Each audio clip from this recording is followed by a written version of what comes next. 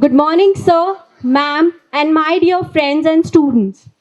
We welcome Professor Uday Raghunath BJ, sir, Professor of Practice at WIPS TC, to speak on India's artificial intelligence strategy, AI for all. We welcome you, sir. Please.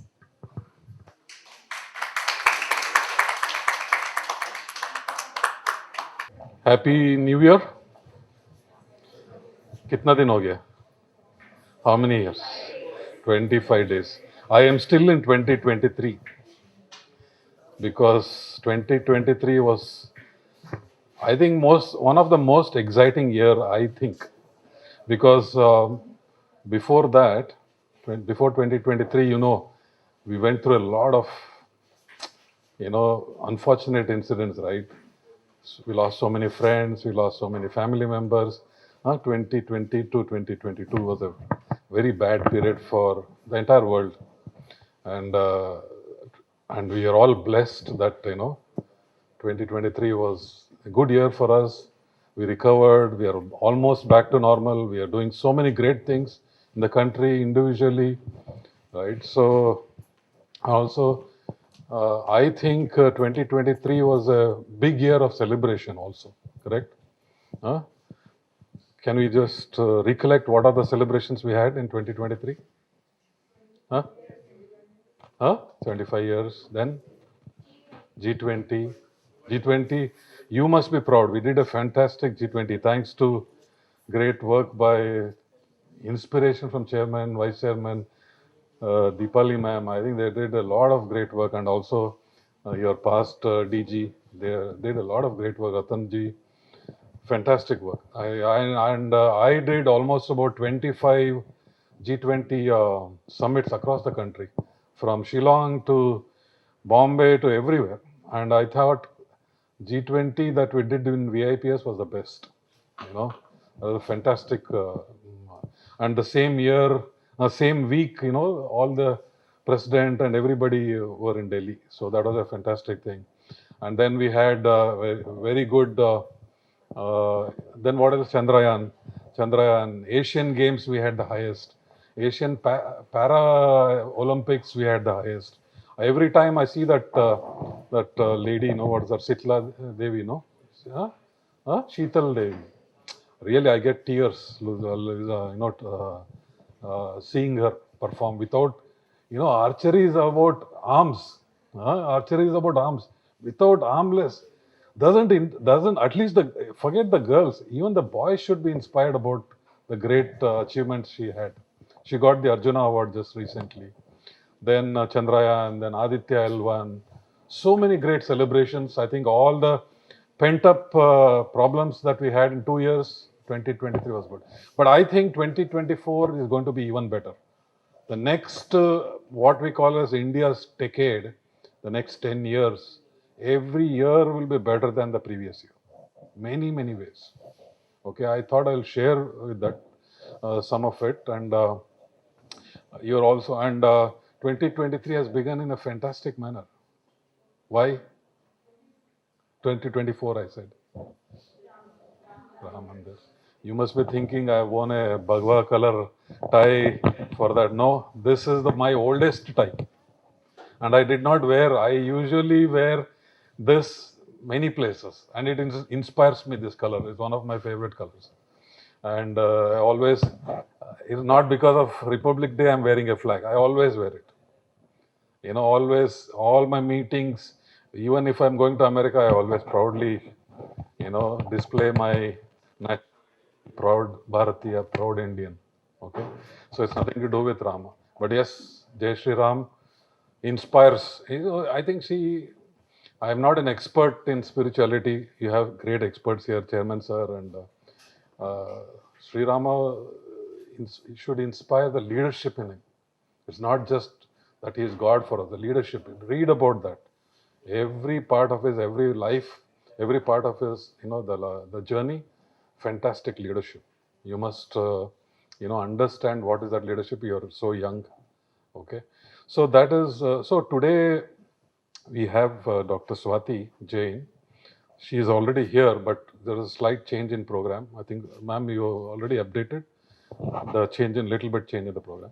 So she was supposed to address around 10 o'clock, but she got an urgent call. So she's taking a call, and she'll complete that and, you know, join us here, and she will address. She is one of the best AI experts that I know. I met her first in IIM Shillong last year, and so impressed with her, the work she's doing, and you know, the kind of knowledge she has, the kind of experience. She's also one of the 10 most, you know, Forbes, right? Forbes magazine, they rate leaders. She's one of the top 10 most influential leaders of rated by Forbes magazine last year. So I invited her specifically. I met her in Bangalore. I met her again in the GPI summit when Modi gave a, you know, the inaugural talk. So I invited, saying that I'm advising VIPs, you must come and talk. So in spite of her busy schedule, she joined Deloitte just 3 days back. So in spite of her busy schedule, she made it, and she's completing, I think, an internal call. She'll come around 12:45 or so. She'll come and talk about what she wanted to talk. Okay. So in the meantime, there are two things that we will do. One is, I did this presentation just 4 days back. Okay. Some of it. How many of you attended Azhar Saeed's AI workshop? Or you were not there, ma'am? You at, you attended. The rest of you have not attended. You attended. Okay. So you know that one very senior global person came, Azhar Saeed. Maybe some of you were not part of that. So uh, so some of the knowledge. See, in the last 3 to 4 months, the whole country is talking about artificial intelligence. I don't know if you noticed. From Prime Minister Modi to the humblest man on the street, like an auto rickshaw wala, sir, he's talking about AI, what it will impact, whether the world will end, whether my job will go away, whether there will be driverless auto rickshaws, because finally it will all be AI driven. Okay, so that is the talk going on in the country, and Prime Minister Modi in this GPI summit, we were here in December. He talked about AI for all. AI for all means actually all. As I said, the lowest end person in the rural side to the highest end person, maybe Prime Minister, President level. It will impact everybody. Okay. But it's for us, especially the younger generation like you, to make it purposefully, means purposefully impact. Not use it for destructive purposes, but for creative and progressive purposes. So I did this presentation to a, and you see, I was so excited last week, just 3 days, 17th. Okay, no, so yeah, roughly 8 days back. On 17th, I was invited to talk to 60 managers, leaders, all vice presidents, directors, and very senior people from Nokia. Everybody knows Nokia? They had all come from all over the world, okay, to do their brainstorming for their global business in India. They wanted to know how. One is they wanted to be in this in the country when things are happening. Second is they wanted to know how India can play a role in their global business. When it says business, global business, as well as development work and strategy and everything. So I was the first person to address. They gave me that very premium slot, and they were so impressed with what is going on in India. So I am actually sharing only those presentations which is absolutely relevant for you. So I'm not getting too much into technical, but you will understand why this excitement in India, and India is leading. GPAI summit which happened in, as I said, December. Prime Minister, what is the full form of GPI? GPAI, Global Partnership for Artificial Intelligence. There are 40 countries, and India is hosting and leading that initiative right now. And our Indians culturally, we are all responsible people. We don't use technology. We don't use. Our thought itself is not destructive. Okay, we always want technology to be positively impacting human beings. Correct. We don't use, we don't create some nuclear missiles and which will, destroy the world or destroy any country. We use it only for our own, as a deterrent, okay, to protect ourselves. And India has this proud, I would say, we are the only country which has not attacked any country. Okay, we have always protected ourselves. Anybody attacks, we'll give it 10x. That is the warrior mentality in us. Okay, so AI, that is what we are developing AI, and India during the G20 summit, Prime Minister Modi suggested that we will lead this global partnership for AI. 44 countries, and in December, all these countries participated. And so some of the learnings from that I'm sharing, and some of the learnings. So all of us, while AI is not new, at the same time, AI is new means we are also learning on a daily basis. There is no magic apart from some deep development work that can happen, which youngsters like you will participate. There's no great magic in AI. Let us understand. AI has been impacting us for years. When Facebook started, I think I referred that some time back. When Facebook uses AI. Do you know how? When you put a picture, it will recognize your picture. Not see, if you put in your post, if you put your brothers or fathers, it doesn't recognize. Correct? Until unless you have tagged it. But if you put your picture, it recognizes using computer vision or imaging, technologies, image processing. And in Bangalore airport, I think even in Delhi and Bombay, I'm seeing Digiyatra, computer vision, AI. It's been there for last 3-4 years.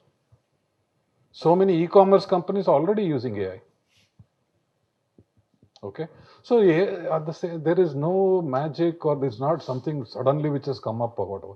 But because countries like India have raised the awareness and are trying to do something using AI, suddenly in the last 3 years, last 3 months, everybody is talking about AI.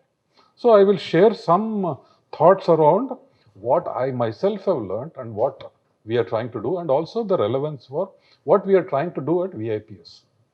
And I think the call, chairman sir doesn't call me regularly, but when he calls, there is a fantastic visionary thought that he has. And his last 2-3 months, he's been calling and say that we want to set up a world-class center of excellence for AI here. So it is not going to happen overnight. No magic can happen. We have to thoughtfully invest and do something which will really impact. So I will share a little bit about that. Okay. So anybody can recognize this picture? Huh? The most latest, inaugurated just 2 weeks back. So when the Nokia guys, I showed them this, they couldn't believe what India is today. We used to think that Worli ceiling, anybody has passed on that Worli ceiling? How many of you gone there? Huh? You don't have a C here. So, Worli ceiling, right? I was maybe in the, Bombay is my favorite place, even today. So Delhiites don't feel bad. So Bombay continues to be my favorite place. And I get, restless when I go to Bombay, if I don't go to Bombay at least once a month. So I have been on that Worli ceiling. I used to be so amazed. Hardly some 3-4 kilometers. This is 22 kilometers ceiling. Bombay has Bombay and New Bombay, correct? And if you go by road and a combination of train and road, Bombay to New Bombay, that is Dadar to Navasheva. I don't know if you know Navasheva, or Reliance Jio is based in New Bombay. I have traveled because Reliance Jio used to be my customer. It used to take 2.5 to 3 hours in the traffic. And you know how much this time this takes? Same place, 1 hour. Reduction of almost 45 minutes. 1 hour 45 minutes, 75 minutes reduction. This is the India, the way it is progressing, and this was built in record time. I know that this plan was there some 15 years back, but who executed? This is the India you're living in. No longer we are just making plans and visions. We are also executing and showing it. And this is what you are going to be doing for the next 25 years from now. I don't know whether we will be there or not, but you will carry this legacy. You will carry the same pace of progress that India is, right now seeing. You are a lucky generation. Okay. So on this spirit, I will show you a few things which you may know, but you should. It will be a recap like you. This is what I call as India's decade. And don't be in the impression that you will be the only privileged people that you will use technology or develop technology. All my life, 30 years, 35 years, I have been in technology business. I've done so many great things. Very proud of that.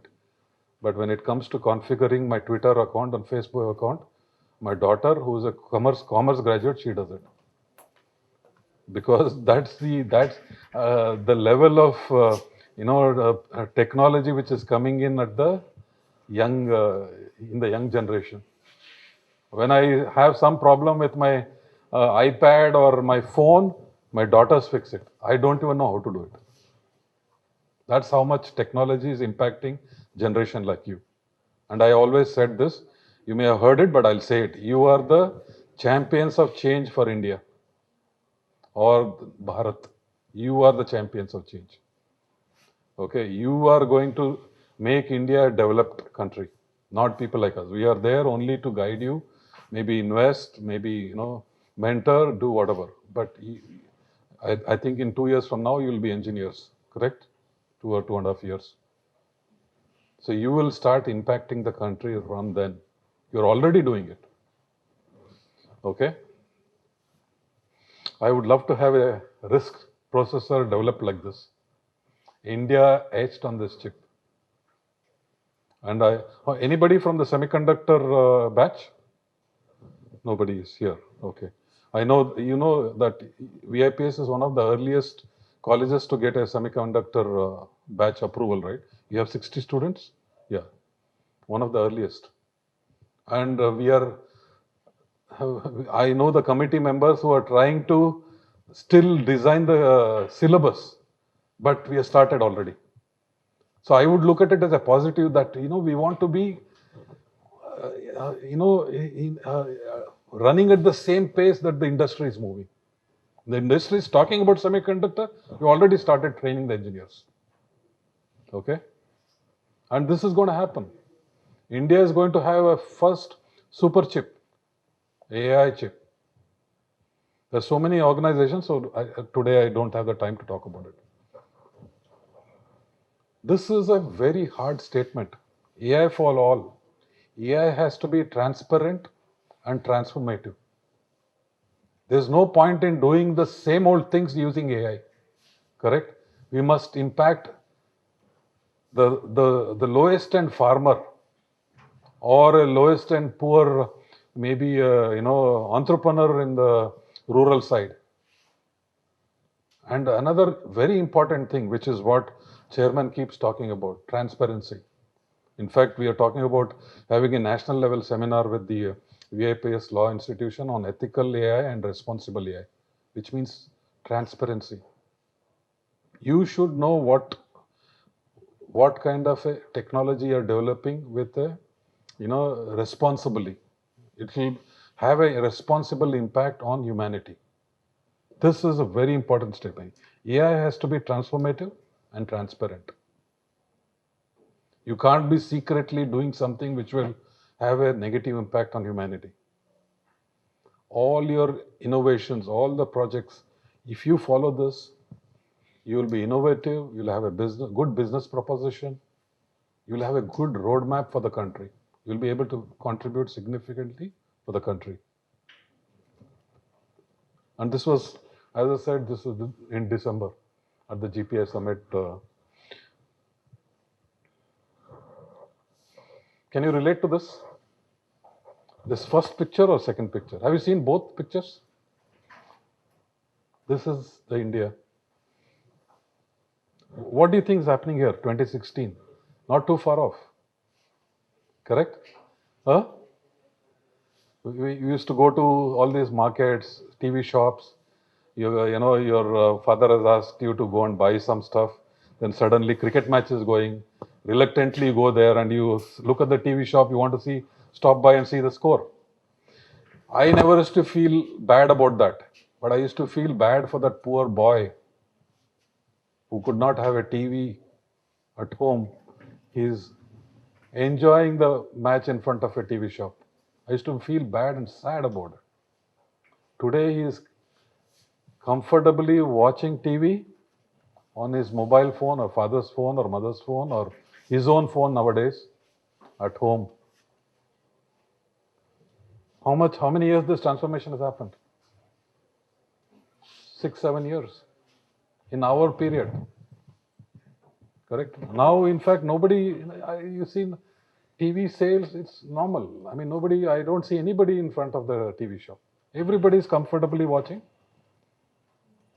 TV on their mobile phones, or maybe the richer class on their iPads, or because in my house, all the matches, except for some matches, I watched on my laptop. You know why? Because my wife and children are watching Netflix and other things. They are not interested in cricket. So that is the transformation. Correct? Yes. Why are you laughing? You also had the same experience? You don't allow your father to watch? Okay. So this is, and more than anything, it is not just a technological transformation. Sheer numbers. 1 billion people watching on mobile phone. When Nokia team saw this, they were just saying, this many phones, this much technology I can sell, this much technology development for billion people. This is the opportunity for you. 1.4, by the time you pass, it will be 1.5 billion. 100 million more customers added to your opportunity. The scale, remember, India today is everybody is watching and everybody is, coming to India. Example, Nokia, as I said. Why? Not just because of our brains. Why? The scale. 100 million customers added in 5 to 6 years. New customers. That's the opportunity. The entire population of America is 380 or 400 million. They are all saturated. France is saturated. In fact, many countries are going through, negative growth. Japan population is aging. So every country has its own challenges. India is, the brightest star today in the entire galaxy. Okay, this is the opportunity for you. Just imagine 2023 onwards, what else can happen. So the changes that you are seeing today, okay, are irreversible. In my state, Karnataka, the government there changed. It's not the same government. How many of you know Karnataka has a different government? Regressive. I don't want to talk about too much, but they said we are not going to implement NEP anymore. So unlike those kind of changes, these changes nobody can. The governments cannot say from tomorrow no Paytm. From tomorrow no fast track. From tomorrow no Digi Yatra. Nobody can do that. These are the irreversible changes for the betterment of humanity and our growth.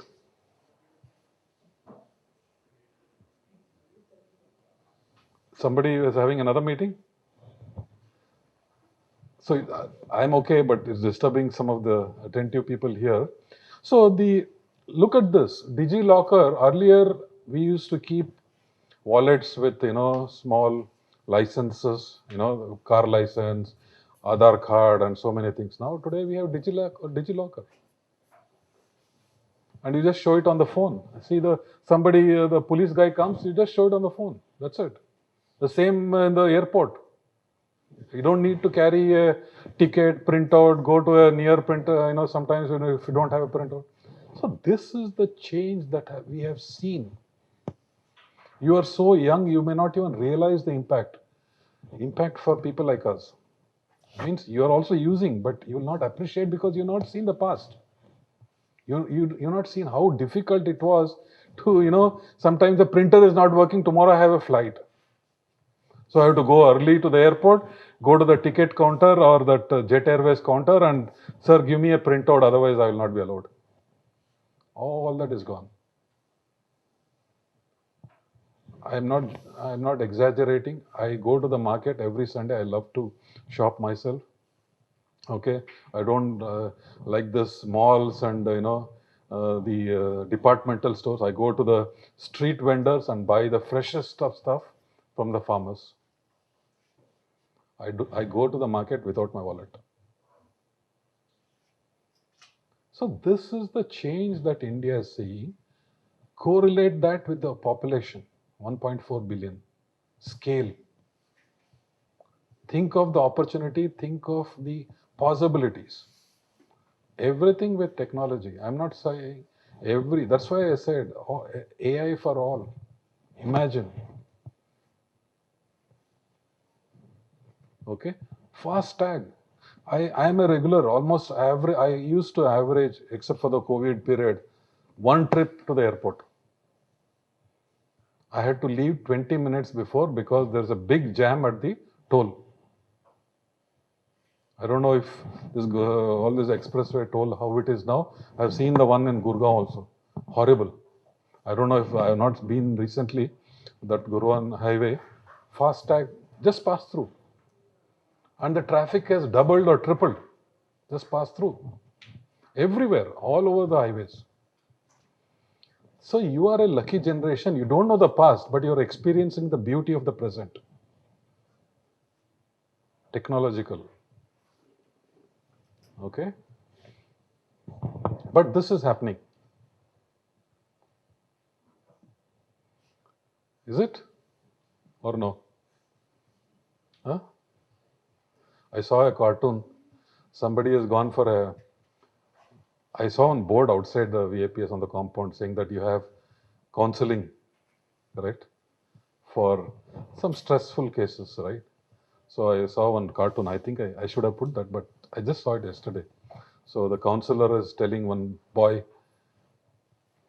why don't you try to become a robot? So today, yes, technology also is impacting human mind.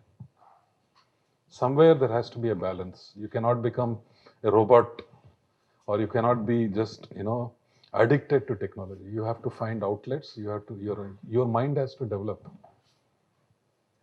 without the use of technology as well. Otherwise, there could be negative impact. You can't allow technology to be impacting you for everything. I use this example. In fact, I talked about it at the Nokia meeting. How many of you use GenAI for your projects? Please, everybody raise your hands. I know everybody uses. Okay. I think if you ask me if I were the HOD or principal, I would put some kind of restriction to that. My daughter is also more or less your age, my younger one. So she's passing out this year. This year means April only. Fifth year law. She's passing out. So I asked her, when all this AI, this excitement was happening. I just asked her just a month back, are you using Chat GPT for your projects? She said no. I was so happy, but I really wanted to find out why she said no. Because that's easy, no? Pick up some topic, make the assignment, and then submit it.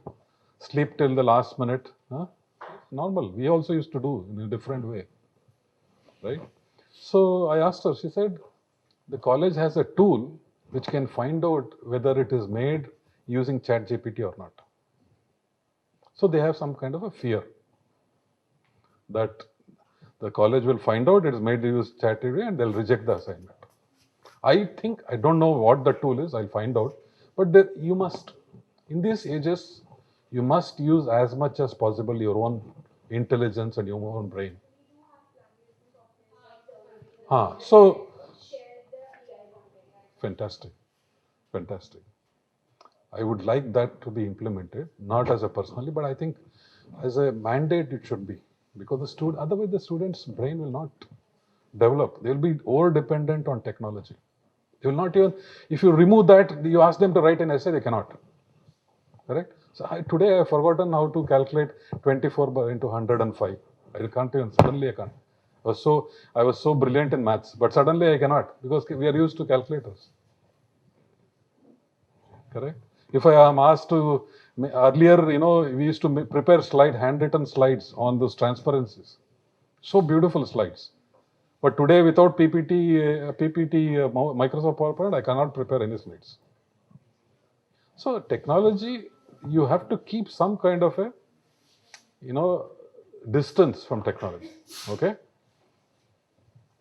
So the slide that I showed you on the mobile phone, you see this blue, the line. This is as of 2022. 65% of our population already has a smartphone. And look at the cost of data.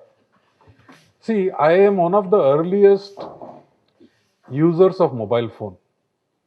Guess how much because I've always been in US companies, a lot of calls to US, Singapore, Europe and all. Guess how much is my first 1 year, what my monthly bill used to be, average. I'm talking about 2019, I am the earliest mobile phone users. Maybe you're not even born. 96, 95, 96. Guess how much my monthly bill used to be? So my monthly bill, I'm asking monthly bill, yes. Huh? How much? Huh? Think again, guess again. I have paid a bill almost 1 lakh rupees. You will not believe. I have it in the emails, my old bills from a company called JTM, which was a Swedish company, which was acquired later by Airtel. They were the first who got the license for Andhra and Karnataka. And Bangalore was one of the first cities among the 8 licenses that were given. 1 lakh rupees. Within 2 years, dramatically it fell down. Today, my calls have doubled or tripled. I am paying maximum 2,000 rupees. With the data. With data. Those days there was no data, only voice. So you are a lucky generation. You don't have to, ask your father, 1 lakh rupee de do.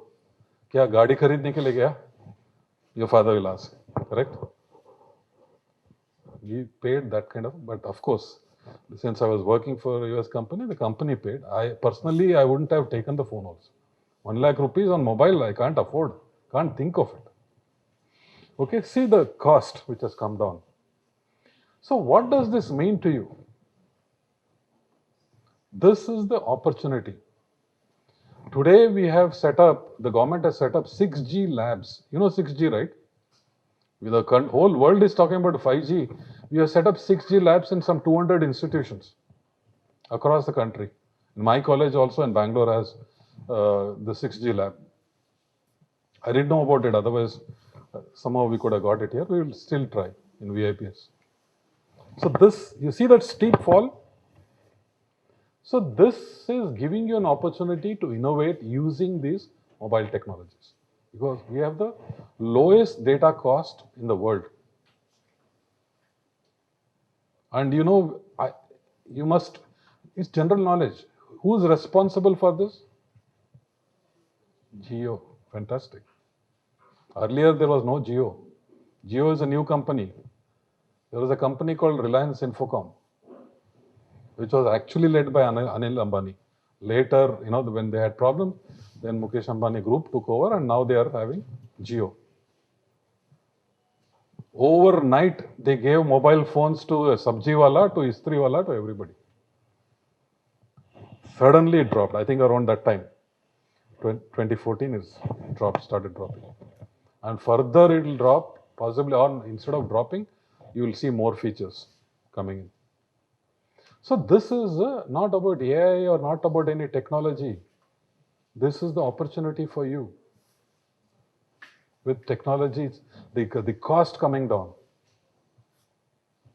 Can you think of innovating something around AI with this kind of cost, 2014? Okay. Feel proud about this. It's a very powerful building population scale APIs and open networks to digitally transform the society. This is what I have been telling in a more simple terms. We are the only country, anything that we do, we think of the entire 1.4 billion population. We are not doing it for only Delhi state and then dekha jayega baad mein. This is not our strategy. The government is thinking about how, that's why we said in the first slide, AI for all. We did not say AI for aerospace, AI for, only IT sector, or AI only for, semiconductor or whatever. AI for all. The same way, whatever newer technologies that we are bringing in, we are keeping this 1.4 billion in mind. We are the only country which is doing that. In fact, the 5G testing that happened, okay, they almost tested for the entire country's population, simulated. No other country thinks like this. So you don't have to worry about these back-end things that the technology is not available or whatever. Okay? You understood this? The opportunity and what the country's the roadmap and the foundation is all about. Okay? So this is a few slides I'll just share, and maybe, building intelligent autonomous infrastructure. What is autonomous? Anybody can say what is autonomous?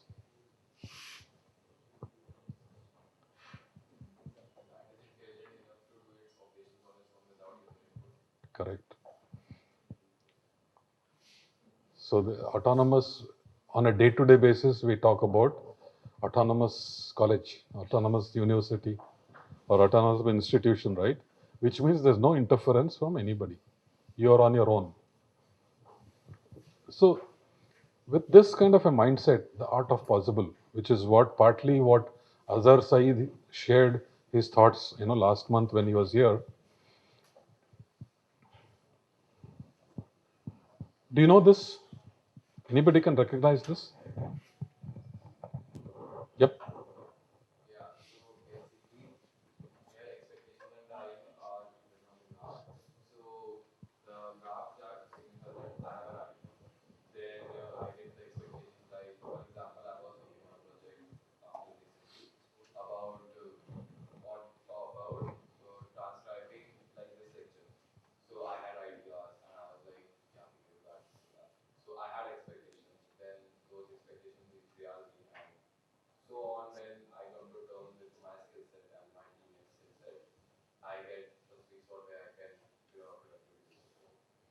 Yeah. So partly, I think you know what you're trying to explain.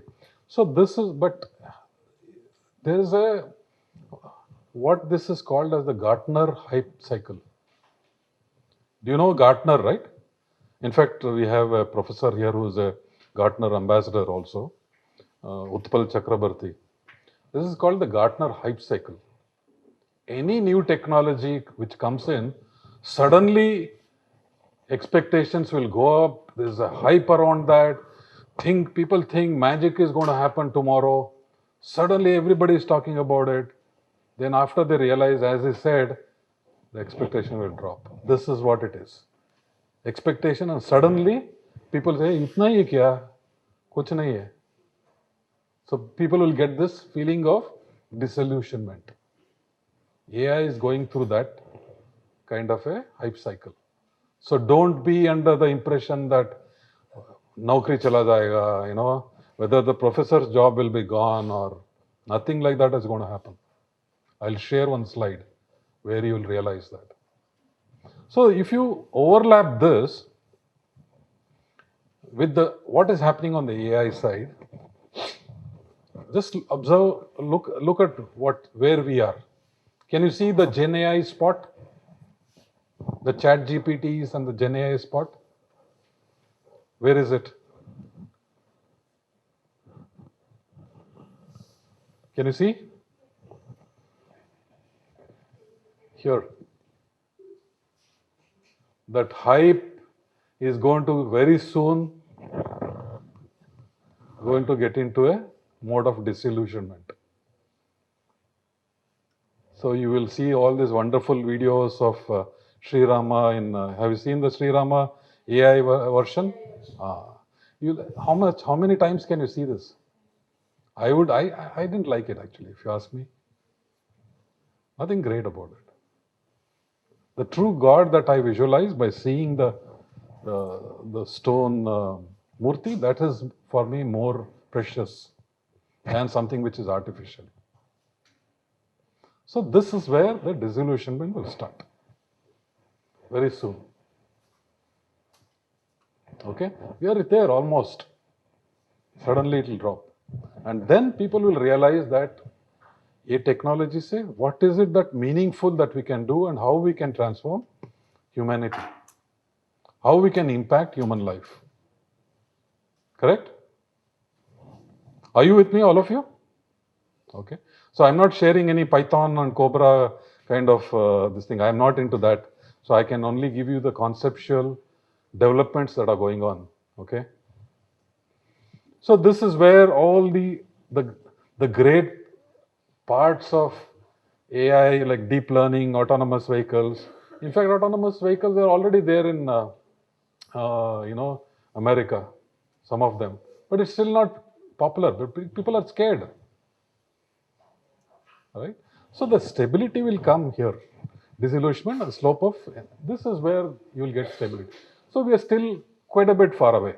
But in the meantime, a lot of impact can happen by wrongly using it. Did you see Modi dancing Garba? Did you see the video? That's the negative impact.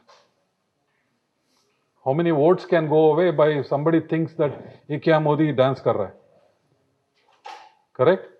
And I saw one video. If you're on Twitter, I saw Sachin Tendulkar promoting a product which he doesn't even know about. Think about the impact for the company which is actually the brand ambassador. If he's a brand ambassador for Nike and some other local shoes, making a video of him promoting it, think of the impact. So he had tweeted saying that I did not endorse this. This is a fake. So all that will happen during this period. This is where we are trying to find solutions and stop that with responsible AI and ethical AI and all these kind of tools. So you like this slide? This is the reality. This is called as the Gartner hype cycle. And they do this for all the latest technologies. And by the way, these 2-3 slides are from Azhar Saeed. So, okay.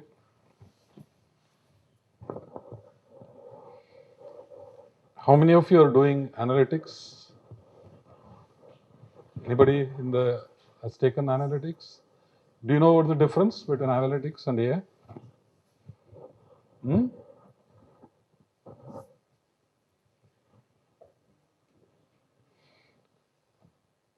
So we have data, right? College has data of 8,000, 10,000 students every year and their personal data. There's so much of data. All that is in some kind of a raw format. When you analyze that and put into some kind of a meaningful format, That's when you can have some kind of interpretations. And those interpretations can lead to some kind of reactions. If you find out how many of these 10,000 students for the last 10 years, 1 lakh students are interested in, let's say, Gen AI. That's the impactful data that we have. That's analytics. Okay. And then, and using that data, you can find out what is trending. And what is trending, based on that, you make predictions. If you find out from the data that this many people are interested in Gen AI, we can plan some course around Gen AI or responsible AI or whatever. That's the predictions that we make. So that is the AI part. So this is the roadmap of technology over the few centuries. Today we are in the present AI, I would say, generation. So it does not mean that, if you see here, internet came into existence in the, I would say, popularized in the 90s. Today, using the same internet, we are, developing AI applications. Today we are living in that. Okay. So autonomous infrastructure, I think somebody gave explanation, right? A fully automated zero-touch deployment and operations infrastructure that is innovative with compute, storage, and network for information and communication technology services, that is self-configuring, self-healing, self-optimizing, and self-evolving. A great example of this is an autonomous car or autonomous vehicle. It can be an autonomous plane or a drone, not the hand-operated drone, the ones which are used in military. You just let them loose, go and bomb this particular place, it will do everything and come back.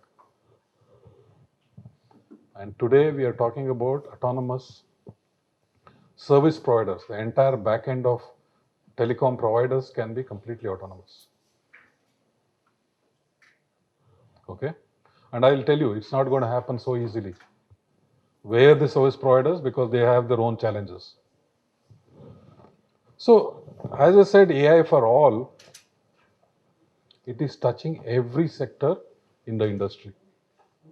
E-commerce to agriculture to defense, transportation, social media. I already given an example. There will be more of it. I may have given this example multiple times. You go to Facebook or Google, search for some jackets, winter jackets of a particular brand. Within 15 minutes, even if you are not asking, you browse through Facebook, you will get a list of so many companies that are selling jackets, all through AI. It's impacting already.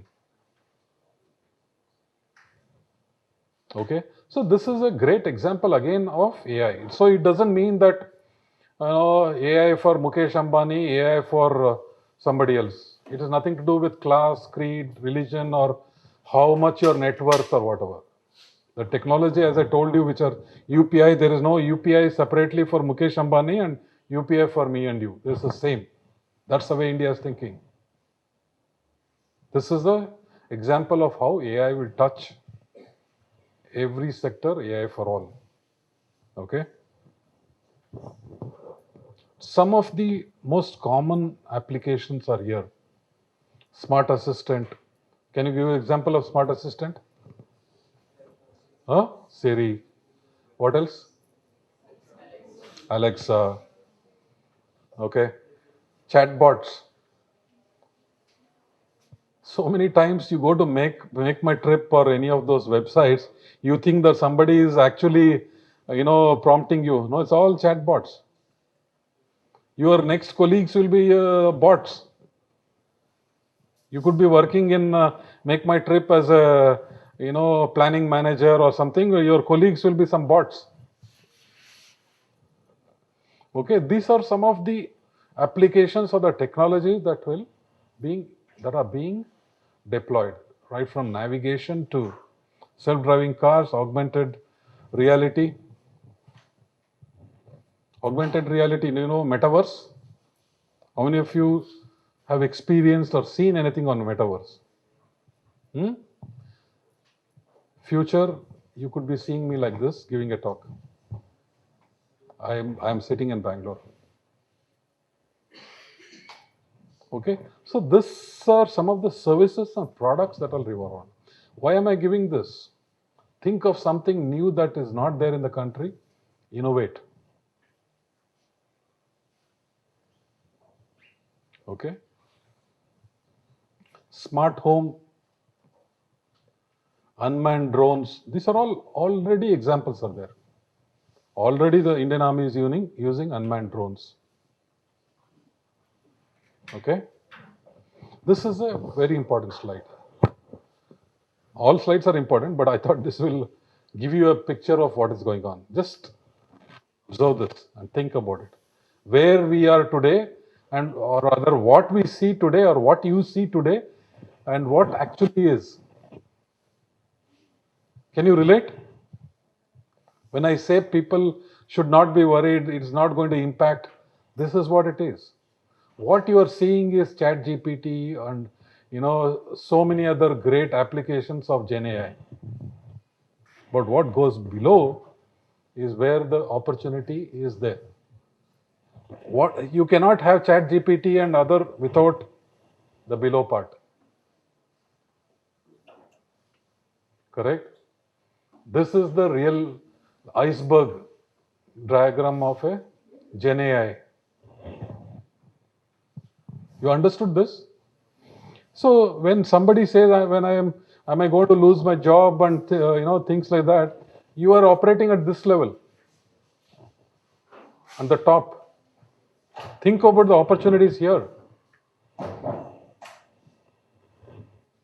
You need data, right? Without data, what AI can you do? So the data and everything comes from this side. The infrastructure. Do you think the great mobile phone is operating in the air without in some kind of a magic?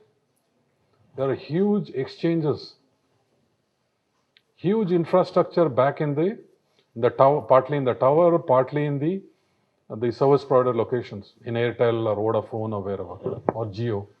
You go to the Geo facility, you'll see miles and miles of servers, storage, networking hardware.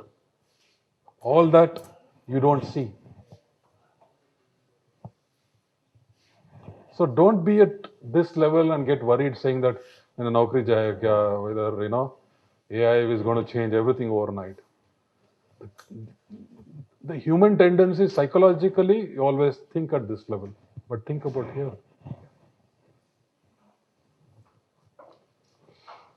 Okay, there's so many. I mean, each one of it is a huge talk by itself and huge strategy by itself.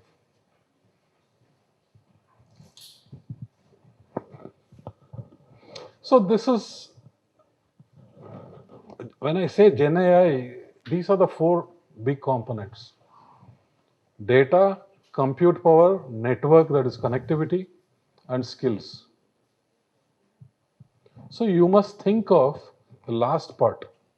This is where I'm also trying to find some ways of skill you people in Gen AI or AI related topics. Okay. The one of the good things that Gen AI has done is democratized AI, which means today AI. I'm going to be in a rural location next week with women entrepreneurs through IIM Bangalore. A fantastic initiative. Okay, they want to train up the entrepreneurs like in a rural place, like entrepreneurs here in the city level. I'm going to talk about how at a small level, how we can use Gen AI and improve their productivity. This is the AI for all kind of a concept. Okay, so this is what we mean by democratize. Means there is no restrictions. Anybody can use Gen AI, and hopefully for all good and productive purposes. So this is the some of the important things is, responsible AI, ethical AI. Each one of them are big topics by itself. But keep in mind that whatever you want to do it for ethical purposes or with ethics in mind, and with a sense of responsibility to humanity. The last part is, don't let the Kodak moment happen. It's an institution level. Okay, if Maruti Udyog thinks that I don't care about AI, they could go for. I mean, I think the whole process, automation process, could go for a toss, because there will be companies which will bring out cars faster, better, using AI. You know the company Kodak? I think I gave this example last time also. Fantastic company. They were making this manual picture rolls. They went bankrupt because they did not join the digital camera wave. They were thinking that I will still make these rolls and people will go to the studio, get it cleaned. Beautiful pictures, but they lost out. And that's a great example. What will happen if you don't join the bandwagon of technology? You'll become a Kodak. It is the same at the personal level also. If you don't focus on your skills, you will be last in the placement cycle or in the job cycle. People with additional AI skills will get the priority. So think about it. It's not just for companies. Okay? Did you read this? I mean, did you come to know about this just 1 week back? Bharat GPT. Huh? You did not know? Jio is going to soon launch a Chat GPT equivalent. They made an announcement last week. Bharat GPT in collaboration with IIT. So India is going to have a Google equivalent. India is going to have a Chat GPT equivalent. So I think you are the lucky generation. Either you are going to be developing this or going to be using this. Doesn't it sound better than Chat GPT, Bharat GPT? Hopefully it will have, more Indian. So I have a video also, which I think Geo showcased it. So I want an image where two fields are having lentils on a mountain top. Now it is generating a totally new image, which has never been existed on the internet. Okay, specifically for your app. Now you can select this image for a digital listing for e-commerce purposes on your website. Yeah. Plus the good thing is it's an Indianite version, right?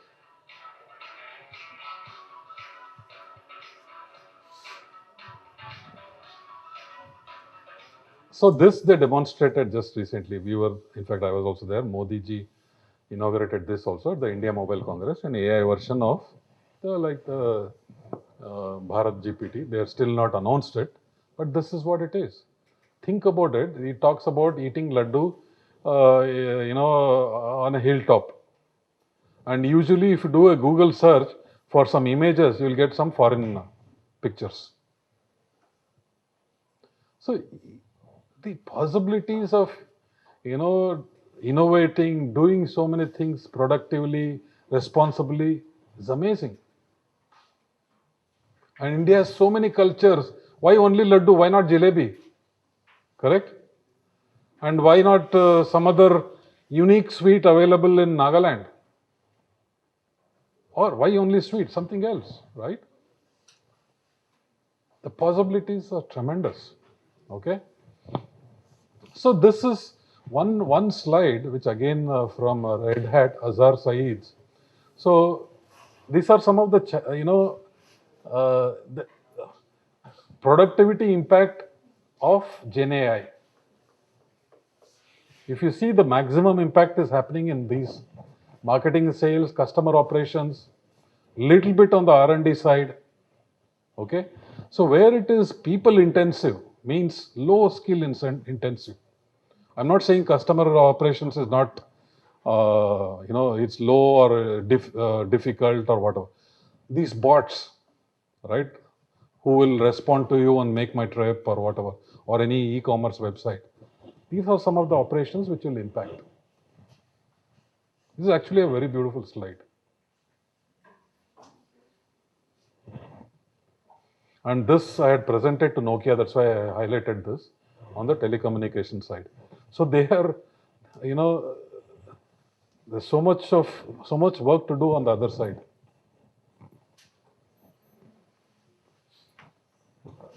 So these are some of the technology trends revolving around AI or data analytics or whatever. Huge opportunity, natural language processing. India, have you heard of this, government organization, which is, which has an application to translate, huh? No, what is it called? I have that title. So you can, it will translate to almost 13 languages, any speech. They have an app. Bhashini, sorry, yeah, Bhashini. Fantastic, technology for India. Fantastic initiative. Because though we have some officially, how many, 13, 14 languages? 22. But there are so many beautiful languages in the rural side which we don't even know, which are not official, but so many of them. Think about this, that Bhashini being used for productive purposes, to sell some goods or to translate, communication in the colleges or wherever. I'll skip this, okay? Some of the benefits and challenges. I gave you example of deepfake, the challenge. Modi's Garba dancing, Sachin Tendulkar endorsing a product, they're all deepfake. This is where we need to have responsible thinking or ethics.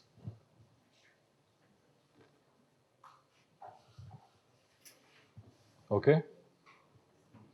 Okay, this is a repetitive slide. Okay, I'll skip these two. This is what the plan that we have for VIPS. Bring in some skill upgradation or maybe skill enhancement. You know that VIPS is almost signing up with Red Hat. Did you attend the Red Hat presentation, some of you? Yes. That is a great technology. Certification to have. It will increase your employability. Because people are looking at Red Hat skills to develop AI applications. Not just in R&D organizations, across customer bases. So this is what we are doing to enhance your skills to become employable. Okay? And the semiconductor part, see, the beauty of India is we are all a greenfield country. When we set up a semiconductor plant with some 5,000 crores investment, everything will be latest. Right from the most dumb of infrastructure, the bricks to marble to the robots, everything will be latest. And I have been part of that kind of a technology wave. I've seen that happening in internet. When the whole world was talking about 2G and there are older technologies, we brought in 3G. Most of the world is still operating on 4G. We are already operating on 5G. And we are thinking of 6G already. So we are a greenfield opportunity country. When you innovate, you not only innovate for a larger scale like India, you innovate using the latest. Okay? So all these great semiconductor factories will have, like for example, Foxconn, like the chatbots, they'll have Foxbots, which means the colleagues of the humans will be the Foxbots, the robots. So this is what we are doing at VIPS. We are building an ecosystem with all these, and yeah, Bhashini also. I'm in discussion through NASCOM, and also UiPath has signed up with. You attended the same, right? Red Hat and UiPath. So UiPath has signed up with Bhashini. So we'll bring in those kind of ecosystem partners to reskill or upskill you people. You will see that over the next 1 or 2 semesters. Okay? NASCOM AI, Red Hat, and some startups. And Nokia also. How many of you sent donation to Ram Temple using UPI? Anybody sent? My mother-in-law was asking me, I want to send. So sent her some UPI code where sitting in Bangalore, she sent a donation. And today we go to temple, no money to put dakshina or in the arti, UPI. This is the new India. We have changed the entire landscape. Correct? So remember, India is innovating a different model for growth. As I told you, the same UPI works for Mukesh Ambani or the Purohit or the poor devotee in Ayodhya. That's the scale. You see, a technology-led model that is collaborative, equitable, and democratizes opportunity at our 1.4 billion scale.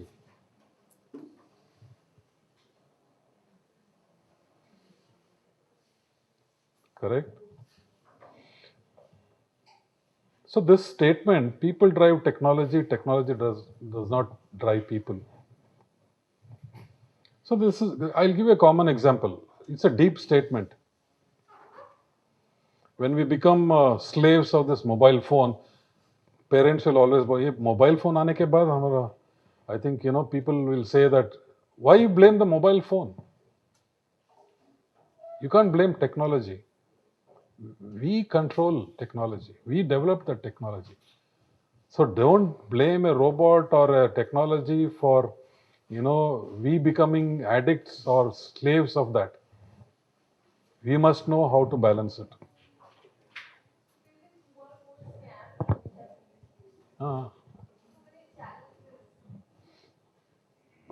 Correct.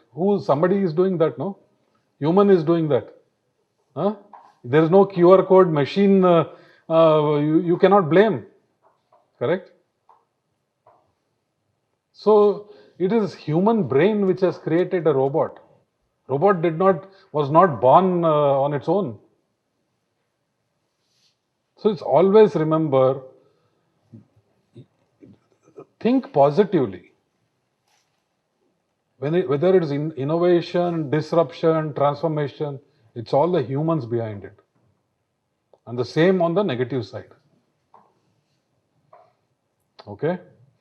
So this was my last slide, and I just want to give you a picture of, we have put together an advisory board. We are doing so many things at VIPS. I think spread the good word among the future students who are going to join VIPS. Also that should raise the excitement level. So we have put together an advisory board to create an ecosystem to help us, come on par with any world-class institution here. Okay?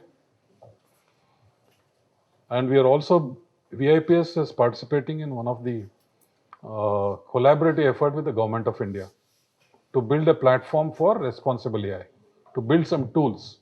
The students also will be able to participate, hopefully, but this is like a tender, so they will award us based on our capability. But you must be proud that VIPS also is participating in such initiatives. Okay? That's it. So as I told you, I have put together some kind of knowledge that I have gained from various initiatives, and I am in so many forums. So just some credits for that. Okay. Excitement about India's decade? Huh?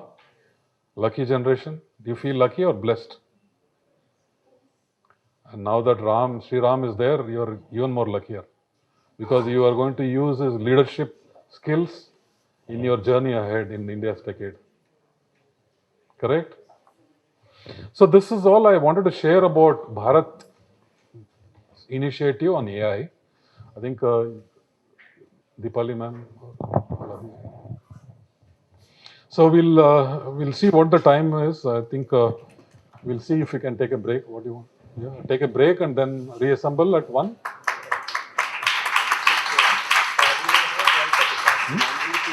Respected Sir, Ma'am, esteemed faculty members, and dear students, a very warm welcome to you all. It is indeed an honor and a privilege to stand before you all to introduce our distinguished speaker for the expert talk, Dr. Swati Jain. She is a highly accomplished professional with extensive analytics and consulting experience across multiple sectors, including financial services, retail, media, and healthcare. Dr. Swati's expertise in data analytics, business intelligence, and consulting has been honed over several years at top firms such as Cognizant, People Research, and EY. She has been instrumental in the development of innovative AI solutions, the propagation of newer business models, and the democratization of AI in client organizations. Dr. Swati has been regularly featured in leading technology publications on top data science, ML trends, AI adoption, women in technology, etc. Dr. Swati has been recognized as one of the top 11 women AI leaders in India and awarded the Women in AI Leadership Award by a leading Indian publication in analytics. In 2021, she was featured in 21 Women in 21 by India AI, the national AI portal of India, and was named among the 50 most influential AI leaders in India by Analytics India magazine. She has been associated with 3AI, one of India's largest platforms for analytics and AI professionals since its inception, and has received multiple awards for her contributions, including the Women in Analytics, AI Makers 100 Exemplary Thought Leader, and 3AI President's Award. We are delighted to have with us today Dr. Swati Jain, a trailblazer in the field of AI and analytics. She is a thorough seasoned professional at Deloitte, working as an industry expert, AI and data analytics. She brings with her a wealth of knowledge and experience that promises to enlighten us on the critical aspects of internships and the role of entrepreneurship in shaping our future endeavors. Without further ado, let us warmly welcome Dr. Swati Jain to share her wisdom and insights with us. Please join me in extending a heartfelt welcome to our esteemed speaker.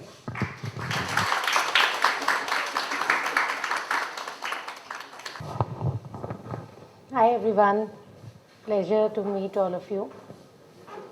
And thank you, Professor Uday, for inviting me here. I've been hearing great things about the Institute from Professor Uday from quite some time, and I was myself quite excited to come here. Sorry about the delay. It was a busy day, and especially because of the holiday and the long weekend, it became busier, and a lot of meetings have come up for today. So, but I'm glad I could manage it and make it. And thank you all of you as well for being here. So, see, the way in my talk I would like to structure is, one is about the work and the field, and I'm given to understand all of you are BTech students. So can I just know the specializations that you are doing? Like, what are the specializations in BTech here? Artificial intelligence and data science. Okay. Everybody is from AI and data science?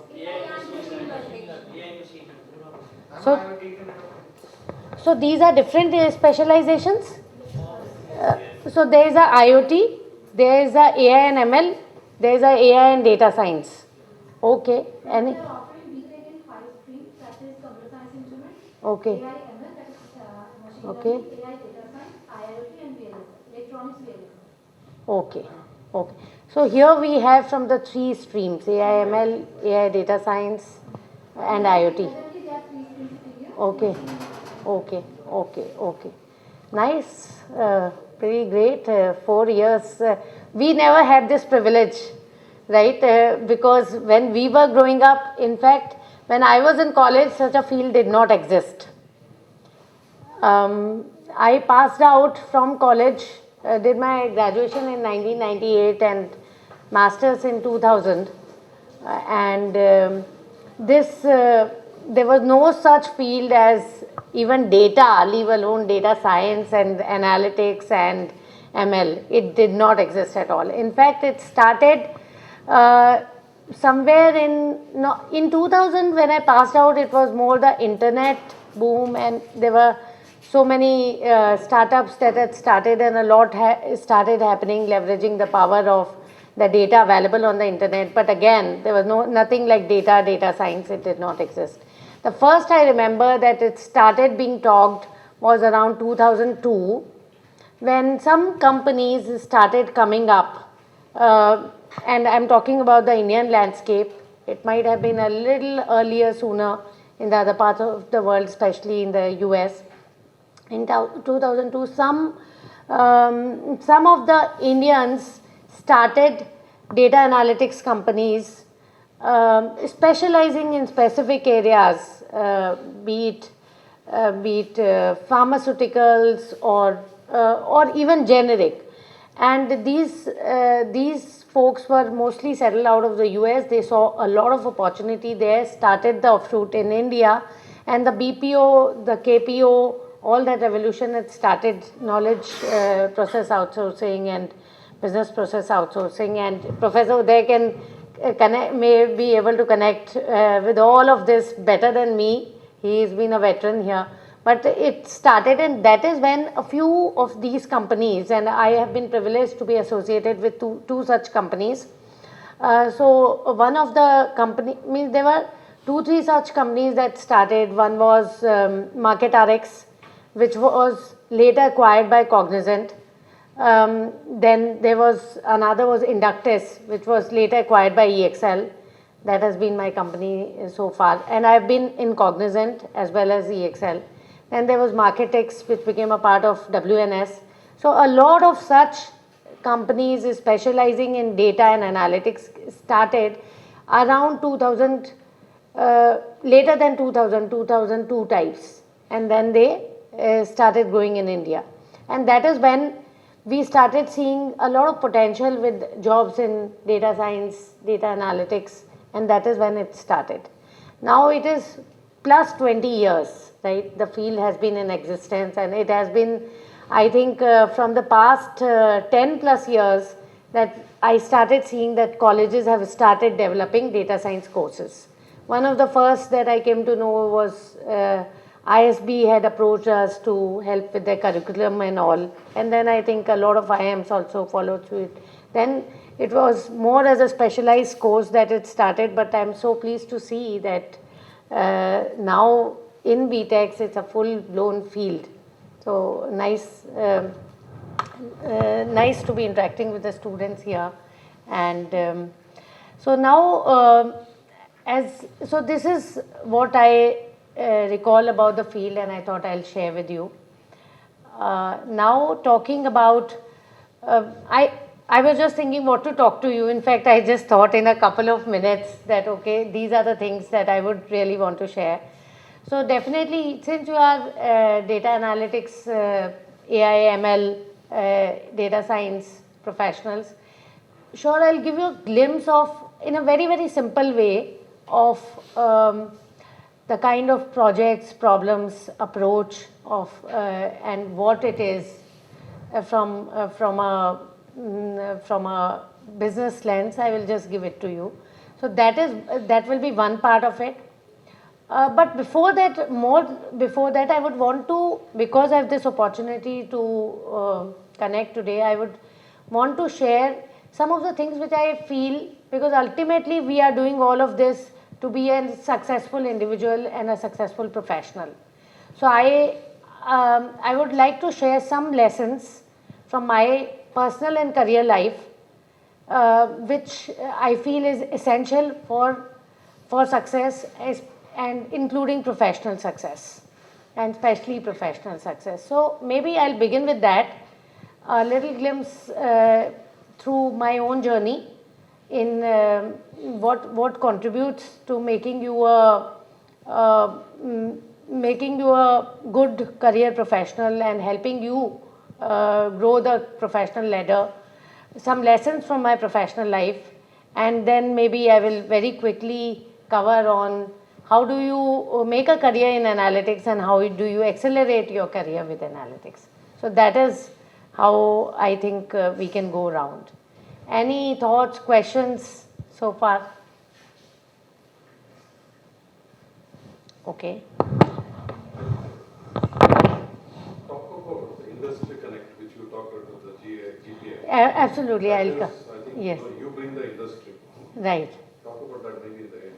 Yes, yes. Maybe I'll talk in between. Yeah, I will touch it. Thanks for raising that. Yeah.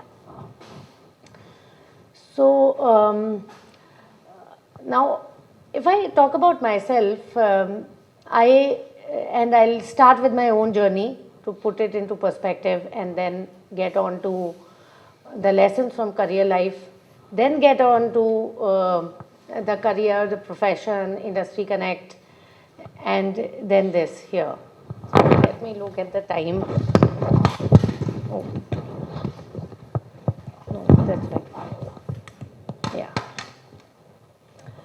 So if I talk about my life, I divide it into three phases. I'll divide it into three phases and share some of the learnings there. And I'm sharing it because I think that is key for professional success, how you look at for your success as an individual as well as a professional. First lesson, so till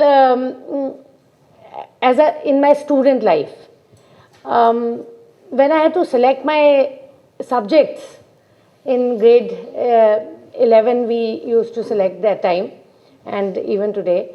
So when I had to, then I did not actually do what I like, but I did what was more in demand, what I felt would have better career prospects. So that is something, was the biggest lesson of my life at the beginning, that because I chose to take up biology and apply for medical entrance. I was not so enthused about the field, to be very frank. Internally, we all have our internal makeup, and some of us like art, and some of us like science, and some of us like math, and some of us like commerce.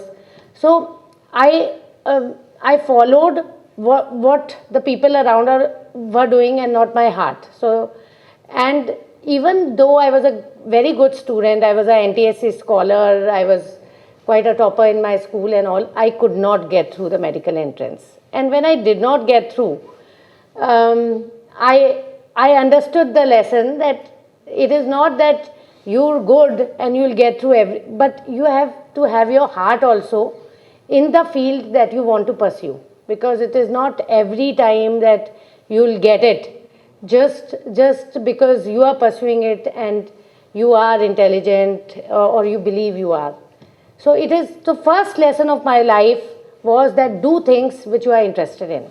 So all of you have taken AI, data science in your, do reflect, introspect, if you like it. And of course, I would like to believe that all of you like it and therefore have taken it. Then also, there's a lot there.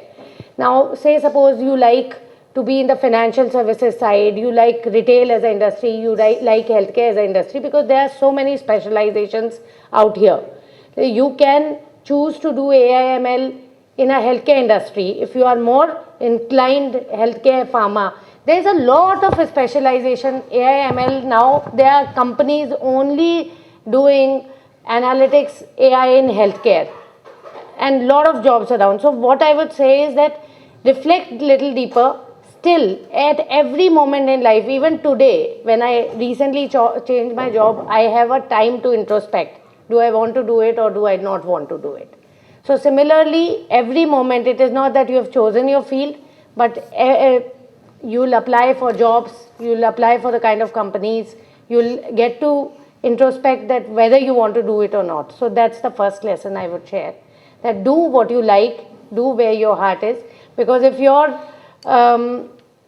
mind can conceive it, your heart can believe it, you can achieve it. So that's the first lesson. The second lesson, I would say that as I grew up, it was more a lesson of my growing up, the initial years of my career. I realized that a lot of things we put on others, but we are responsible for what we are, and we have the power to make out of ourselves whatever we want to be. So focus on, in the growing years of your life, don't waste time. And there are many such, because in this time we choose our careers, we get married, we have children in the middle phase of life. And so focus on doing the right things on yourself rather than the world around. So I would again put because there are many times when we tend to leave things on others. So that's the second lesson I have. And the third lesson is that, again from my corporate life I am taking it, I have seen that you progress the most when you are very enthused about the work, loyal with the organization that you are working with. Loyalty is a great attribute. So that is also something that you have to carry, that your mind and soul is there when you are doing anything. So essentially, if I were to summarize it, it is all on us. We have to do what we like, and we have to give our best, and it is in giving that we receive. That are broad lessons of my life, which is personal as well as professional. Now I'll move on to the second thing, second area which is told about the Industry Connect and Industry Academia Connect. So I have been involved. I actually love going to campuses, talking to folks, and I do ensure that I share my personal learnings as well, because in this phase when I heard a little bit, we did not have so much Industry Connects at all. I only remember one Industry Connect when it was a convocation of IIT Delhi, and again I was hearing a convocation of some other senior batch in TV, and I heard an industry professional saying, and that lesson has remained with me for life. We did not have the privilege of having a lot of industry people coming and talking to us in those times. So I'll share that lesson. That lesson had a profound impact on me, on my entire career. And do remember, I will urge all of you to remember that the person, the guest of honor who was there at the ceremony, he spoke that people who really make it big in their lives and are really successful are not the people who see that success comes to them at every stage, at every milestone. But they are those who go on and on, who just working for what they want to do, and they go on and on, irrespective of the fact that a failure has come their way or success has come their way. And they are just walking and walking towards that ultimate goal. And those are the people who are ultimately successful in life. And actually I followed it so much in life. Like if you see, as a lady, like did my graduation, got married, had 2 kids, lived in a joint family all through. But okay, honestly kept on doing my work, whatever came my way. And essentially in the past few years, I realized that all of this, the work had paid off. And I would just like to share, only for inspiration, that I got some 10 plus awards at the industry level in the past couple of years, and I am myself surprised because I see that all people around are quite capable. But you don't know when it will come to you. You have to just go on, and someday it may come on to you. But you should have that spirit of going on and on with passion and conviction. So these are some of the things that I will share. Now coming on to Industry Academia Connect today. So these days, like at least personally, I have been like I have come here and in the middle of a work day, I have been to several campuses. In fact, a lot of IIMs, I think around, I think 10 plus IIMs I would have visited. This, hiring is, see, there's a lot of industry academia connection today through multiple ways. One is, and one of the strongest way is internship, and second is hiring. So, and I'm sure here in this institute also there would be a lot of connects with the industry this way. I'm not very sure which kind of companies come to the campus and all, and hopefully I'll get to more over the period of time. But yeah, so this is, and it is industries now, the challenge that happens on the industry side is many a times that industry is too busy to focus a lot. But if you can come up with innovative ideas, innovative projects, when you go for your internship, if you can, it is not even many a times practical problems I've seen that you go for an internship and there's not much of attention that can be given for your project. But then you have to be, these are the times when a lot is available on the net and all. You have to ensure that you understand it quickly and deliver value to the company. So those are certain aspects that, that will make it better. There's a lot to actually make it better, because currently if I see it is more in terms of internship, in terms of hiring, and but then there are a lot of other things that can be talked about. One of the ways that I projected was that every means company should be mandated, like as in CSR, to devote certain times to educational institutes to help ensure that the talent that comes out is more productive for the nation from day one. So now with that, I will just move on to the third part, which is directly associated to your field, and which is accelerating career with analytics. So now, what do you understand by analytics, AI? You people are all doing a course. Maybe I would just like to hear from you, what specifically have you covered so far? Maybe, I'm not sure, I've been given to understand you are second year and third year students. So can anybody tell me what is covered in your course? Yes. We have covered the basics of data science, how to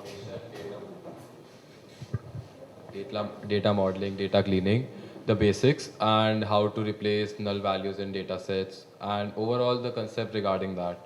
And as of data structure, we have learned basic concepts, trees, graphs, and all. And as of the field of AI, we have learned about recommender systems that we use in basically everything right nowadays. And everything like its history, how we can implement it, and somewhat around it. Okay, this is the AI and data science course? Okay. And is there anything different with the AI ML course?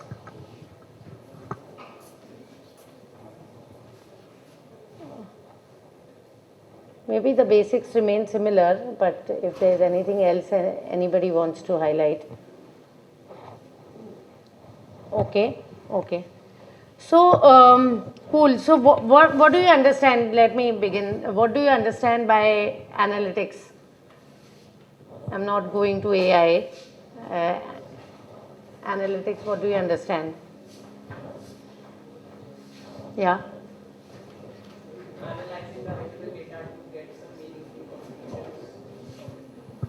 Absolutely. Great. Thank you for taking it up. So it's the process of deriving insights through business, about business through use of data, tools, techniques to make key decisions to achieve firm's goals.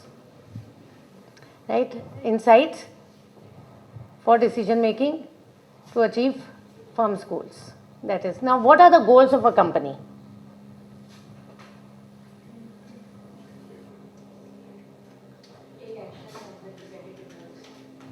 No, but what is the ultimate goals? Why they want to take action? What do they want to achieve? Any corporate What are the key goals? Okay.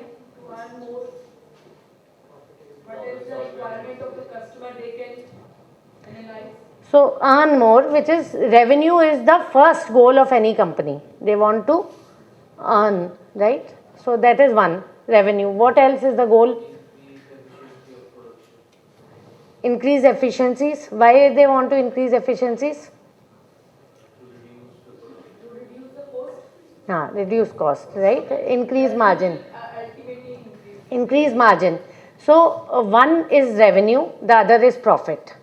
Okay, just remember that anything that you see in this slide, revenue, profit. What are the other goals? Somebody said consumer experience, and so customer satisfaction.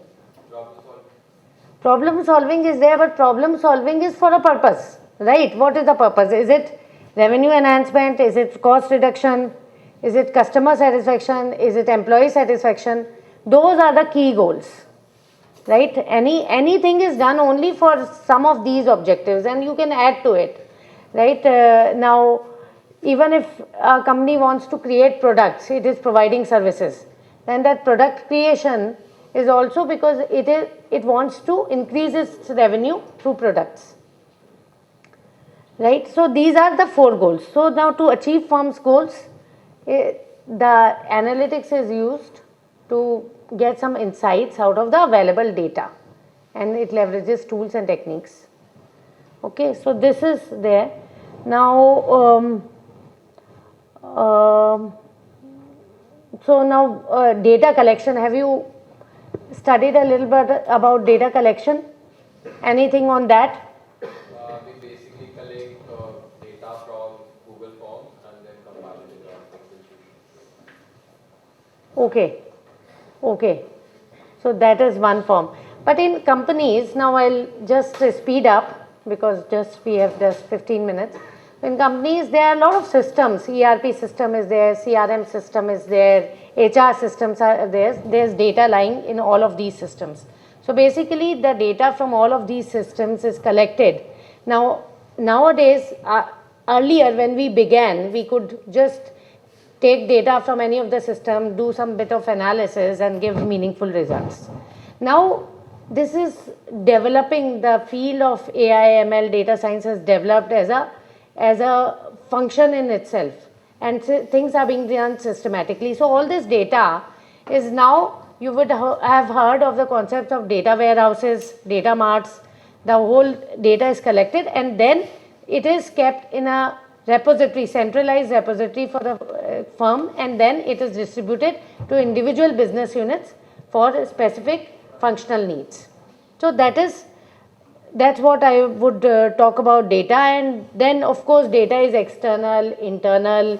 Now you talked about Google Forms data, but there's a lot of data available on websites through other external mediums that we can get. On the basis if I was collecting the data, not as if I had to. Absolutely. No, I'm just saying that there are more options. And then there are structured data, unstructured data. Now, structured data is what you get from Google Forms, is more structured. But if you collect data from, say, websites or social media, LinkedIn, Facebook, etc., it would be in unstructured form. So there are different forms of data, different types of data. And of course, these can be consumer data, business data, social media data, market data, competitor data, different types of data. Now, analysis, a lot of analytics techniques. So, have you started learning about the techniques, regression and all of that? Have they come so far in your courses? Okay. Okay, maybe it will now, second, third year, it would be introduced. So the different techniques are there. Then from a use case perspective, there are different use cases, and use cases again I will categorize into 3 parts. Now, can you give broad categories of the use cases or broad categories of areas in which analytics is done? Professional, mundane, and one with engineering tasks, gaming, and like check-in chess for No, so this is basically you are talking more about ingestion, and so the aspects of data engineering when you deal with the data, or when you analyze the data, or when you do some predictions with the data. So that is the whole cycle of I would say from data engineering to descriptive analytics, diagnostic analytics, predictive, prescriptive, cognitive analytics. Yes. To find out where to expand the business next. Analytics would also be used. So that is what I was asking. So this, I'll just come to that. So this chain is about from data engineering to cognitive analytics. Now, do you understand the terms descriptive, diagnostic, predictive, prescriptive, cognitive? Is that understood? Simply, what is the data saying, why it is saying what it is saying, what will happen, that is predictive analytics. Prescriptive analytics is what should happen, and cognitive is when there is machine learning involved and the system learns by itself. So that is the different types of analytics. But my question was around the use cases, and you said one is use cases, how do we grow, how does the company grow? So that is, I will put it broadly in the marketing use cases, marketing and sales use cases, which sees towards the growth. How do we grow? Which are the customers we should target? Which are the customers where we can cross sell? Which are the customers whom we can sell the existing products and services, and the existing customers whom we can sell the new products and services. So those sort of use cases comes in your marketing analytics use cases. Then which are the others? So one is marketing. Which is the other category? Sports. Yes, sports and all are industries. Okay, so I'm not taking industries right now. So there are industry wise, if you divide, of course, sports, healthcare, pharmaceuticals, banking, insurance, travel, transportation, utilities, all of these industries will come. So we have discussed one, analytics from the perspective of the value chain of analytics, which is data engineering to cognitive analytics. Second, analytics we discussed from an industry perspective. Third, from a functional perspective, we talked about marketing use cases. Which are other use cases? Product enhancement, okay. So those I will call as operations use cases, right? Where you are increasing the productivity, efficiency, enhancing the products to make it better. So there are two categories which we have discussed: marketing use cases and operations use cases. Customer is, I will put it in that marketing category, marketing and customer, but good to add it. Marketing and customer is one category. The other category is operations, which is the third category. Automation will come in any of these operations, right? And marketing. Automation can be done everywhere. So the third category is risk use cases. Okay, any finance and risk, right? Any risk that you see. Say suppose a bank is doing, most of the analytics in banking is also risk analytics. That okay, will the customer default? Should I give loan to the customer? So that is. So you remember these categories. I just want to make it easy for you that if asked about the functional use cases, you can remember these three broad categories, and then any use case you can fit into these categories. Cool. Then why of analytics and AI, we've discussed this, right? Decrease cost and enhance revenues. We've already discussed this. Then how of analytics and AI, that okay, how do you go about doing it? So this is determining the use case, understanding the client requirements. That's very essential. See, one thing which all of you have to understand is you're not going to do AI, ML, data science for the sake of doing it. The only objective of doing it is to solve customer problem. So you have to understand the requirement and then do it. Otherwise, and there's no need of the fanciest of analytics also. You can just do simple analysis which helps solve the problem, which gives better insights to the customer. Then data exploration, data cleaning, data analysis and deployment. of whatever analytics that you've done. Then industry applications of analytics and AI. So here we see you had mentioned about the industries. I have not added sports here, but yes, the sports pillar can also be added. So there are some of these in BFSI. These are some of the use cases which are customer prospecting, that's the marketing side of it. Spend leakage, that is the risk side of it. Credit line assignment, again risk. Predicting fraudulent transactions and reward analytics, that's the operation side of it. So if you go to each of these industries, you can categorize the use cases into these three areas. Okay, so I'm not going into detail, but a lot of interesting analytics, media mix optimization, demand forecasting, customer journey analytics, and all of these I've put in the different industries, but actually each of the use case happens in each industry. I've just put it so that you are able to relate it better. Now ad break strategy optimization, that's a little bit done more by the media industry. So those are certain. Okay, I'll just take 5. For you also. Sure. Then healthcare, again risk prediction and all of these use cases, and then insurance, again a lot of operational use cases in terms of performance management analytics, HR analytics, all of these form part of operations analytics. Then skills that you need. Now what are the skills that are needed? I'll just ask you quickly. What do you think? When you get into the industry, when you start working, many of you will apply for jobs. So what are the skills that the people industry hiring will see? Data visualization abilities, communication abilities, adaptiveness, fundamentals of computer science, API knowledge, or cloud computing. ठीक है. So technical abilities, right? Those are some things you have said. Besides technical abilities, there are others also that are very much seen, right? All of you. Knowledge of business, a little bit of business understanding, domain understanding. Yes, domain knowledge. So that's the second part.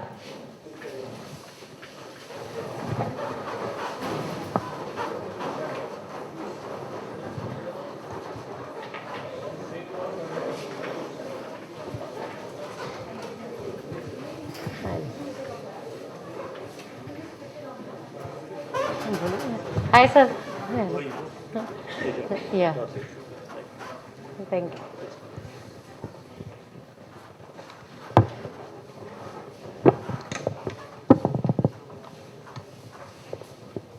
Okay, so second was domain understanding, technical knowledge, domain understanding. What else? Communication skills, communication, storytelling, these become very important. So don't ignore them. Okay? So, and don't take it like this is more important, that is communication, storytelling, all of this, because in interviews, it is not said, but even analytics companies, as being an analytics company, we go for interviews, communication is a must. Right? Because, and especially in analytics, it becomes more important because you have to communicate. And you have to sort of convince the stakeholders that what analysis I'm doing is fine. So analytical skills, simple analytical, logical thinking, problem solving, decision making, those are the skills. Then technical, soft skills we talked about, and then business skills.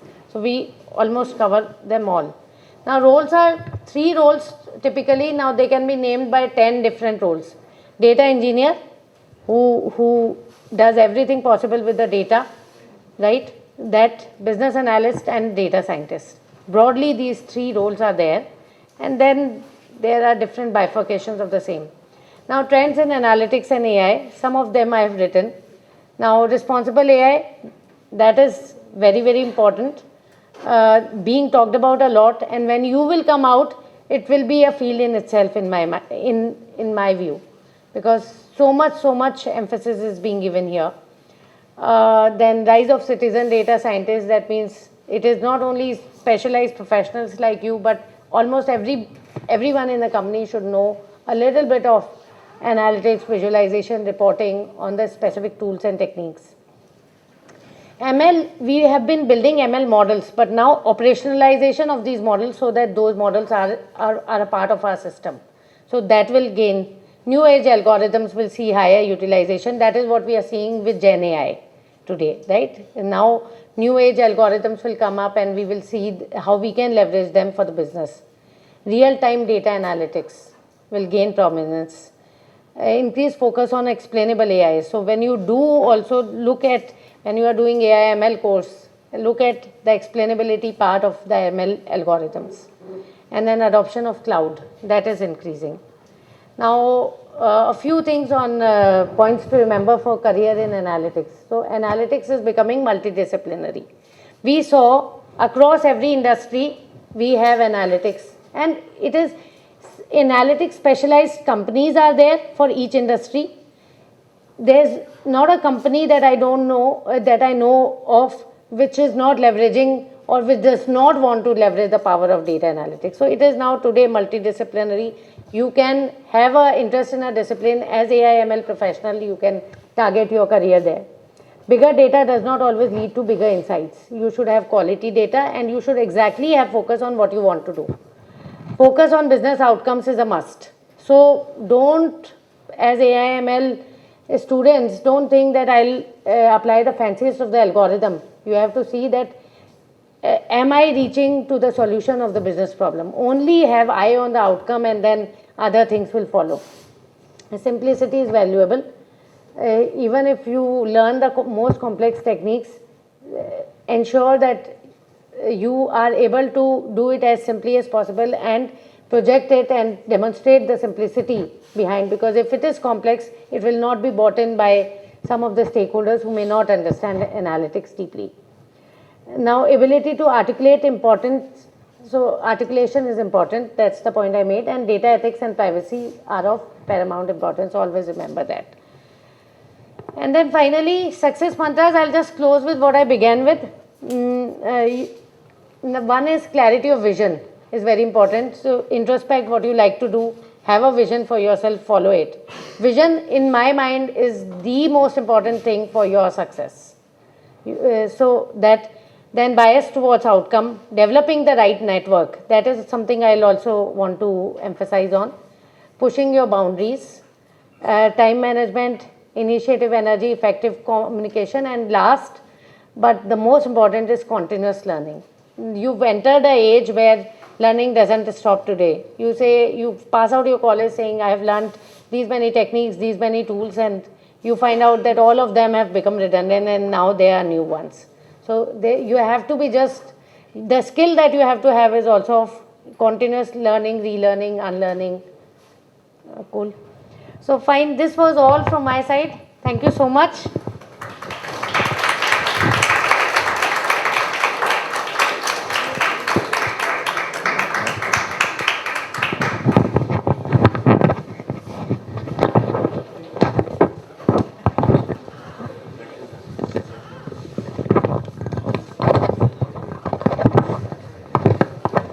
Respected sir, ma'am, esteemed faculty members, and dear students, let's express our gratitude to Dr. Swati Jain for gracing us with her invaluable insights and wisdom. We are truly fortunate to have had the opportunity to learn from her vast experiences in the industry. Her words have undoubtedly inspired us and illuminated our path towards internships and entrepreneurship.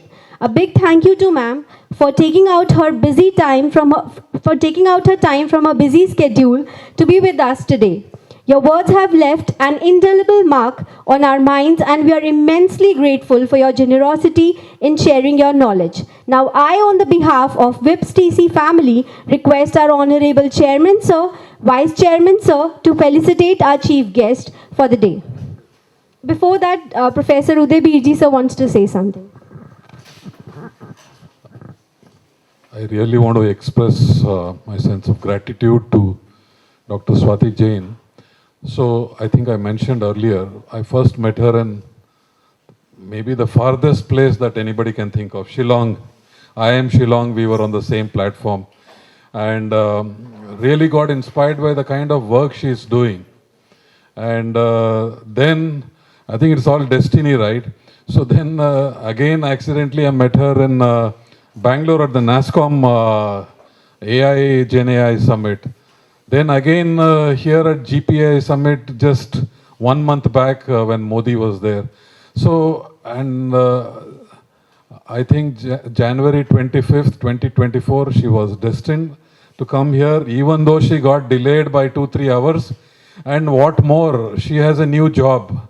Deloitte, a partner in Deloitte is not a small role, a fantastic role. She's going to set up the AI practice for Deloitte. And I gave a small view on AI for all. A fantastic timing, Dr. Swati Ji.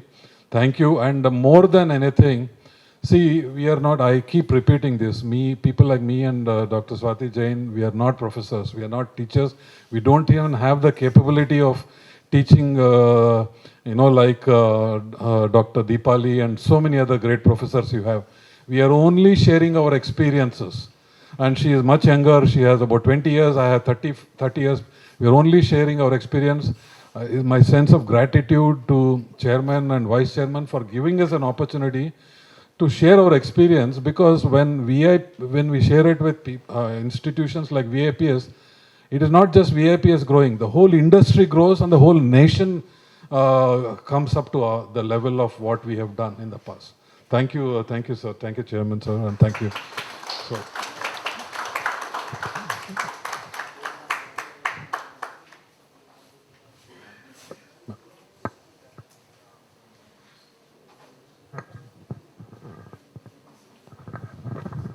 Now I request our Honorable Chairman Sir and Vice Chairman Sir to please felicitate the guest.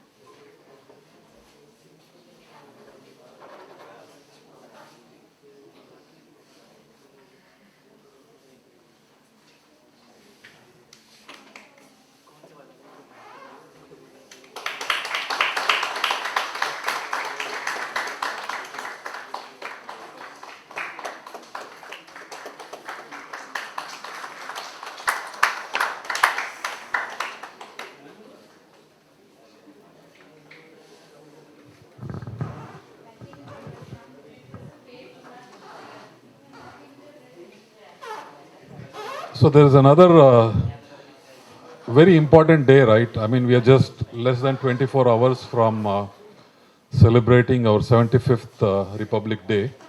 So, for me, it's more about passion and giving back to the country and restoring a rich heritage of our country. And when I and Sri Ravi Ayerji came for our G20 summit here in August last year, Ravi Ayerji is my guru for something that I'm doing beyond my technology.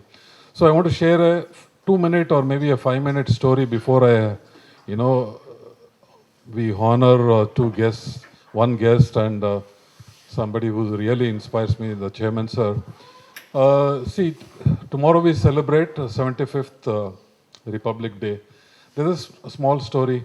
In 1914, which is more than 100 years back, the British were ruling us, right? You know that.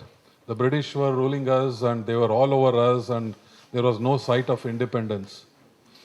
So the British came to 3 Maharajas and there were still Maharajas in the country. The British came to the 3 Maharajas, that is Mysore Maharaja, Jodhpur Maharaja and the Hyderabad Nizam. Okay, these were the most prominent royal, I would say, families or kings or whatever. They came to these 3 Maharajas and said, we are fighting a world war in Europe. You please send your best soldiers to fight along with us, okay? And if we win, we will give you independence. Okay, we will give you self-rule. This is documented statement made by the British. 1914. So the Maharajas, all the Maharajas, they sent the best, most elite soldiers to Europe. Okay, they took the ships those days. You can remember more than 100. They took the ships and landed the first. They did so many, in the journey. They did so many. I would say fought so many battles, and then they finally landed up in Europe and fought the war. 1914 to 1918. And my great grandfather also was one of them. And so many other very, very, I would say, brave soldiers who went there. Lots of them from Jodhpur, Rajasthan, all over the country. And a significant number of them from Mysore and Hyderabad. So my great grandfather worked under the Mysore Maharaja during that period. And then the first task was to protect Suez Canal. Then then the journey, and the final task was to liberate Israel, basically Haifa. Haifa is like what Bangalore is to India. Haifa is a silicon city of the world, in fact, partly of Europe. So my great grandfather also was part of that, and they fought the battle, liberated Haifa, and that led to the formation of Israel. Israel, is one of the most prominent countries. Of course, they are now fighting another war. So, and there is a memorial. So my great grandfather got martyred along with so many other people, and about 25 of them were given the roll of honor, and my great grandfather was one of them. His name was Raghunath Rao Birje, and partly I carry that name. So how many of you seen Teen Murti? Teen Murti? You seen from Teen Murti in Delhi? You seen from outside. Next time I would like you to go and see close. There are soldiers' names who got martyred mentioned there. And you'll see my great grandfather and a few other people who were given the roll of honor. So that we celebrated 100 years of setting up Teen Murti last year, and I had invited Chairman Sir and Vice Chairman Sir. We did a fantastic commemoration ceremony in Bangalore. All the top generals with Z plus category, they all came, and I lead an organization called Mysore Lancers Heritage Foundation in Bangalore. This is beyond my technology stuff. And the technology connection here is Israel, because we are trying to bridge India and Israel for the technology part as well, because Israel is a big investor in semiconductor and AI and education and agriculture and so many things. So I run that organization. So on behalf of that organization, I would like to honor our chairman, who I think, he had to go to another spiritual place, Tirupati. He said, I cannot come because he has to go to Tirupati. So for us, I think it's a great honor to give that other one, man. On behalf of Mysore Lancers Heritage Foundation, the Mysore Lancers Heritage Foundation, the patrons are the current Maharaja of Mysore, Indian Army, and so many other, Government of Karnataka, and so many other very, very prominent organizations. So I represent that organization, Mysore Lancers Heritage Foundation, and we would like the chairman to accept this on behalf of the foundation.